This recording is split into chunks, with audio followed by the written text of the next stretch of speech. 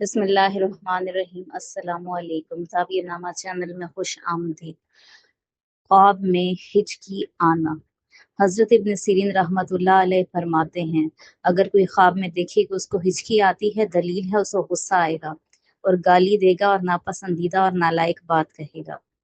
हजरत इब्राहिम करमानी रहमतुल्लाह अलैह फरमाते हैं, अगर ख्वाब में देखे उसको रोटी खाने के वक्त हिचकी आई है, दलील है कि बीमार होगा, और अगर देखे कि लगातार हिचकी आई है, दलील है कि बेवजह किसी पर गुस्सा होगा, और अगर देखे कि उसकी हिचकी उसकी आवाज के साथ बुलंद हो गई है, दलील है कि झूठ बोलेगा और झूठ से उसको मलामत होगी, और अगर देखिए हिचकी आहिस्ता और नरम थी, दलील है कि किसी पर गुस्सा करेगा लेकिन जल्द ही ठंडा हो जाएगा, और अगर देखे हिचकी ली है और सब कुछ बाहर आ गया है, दलील है कि उसकी मौत करीब आ गई है।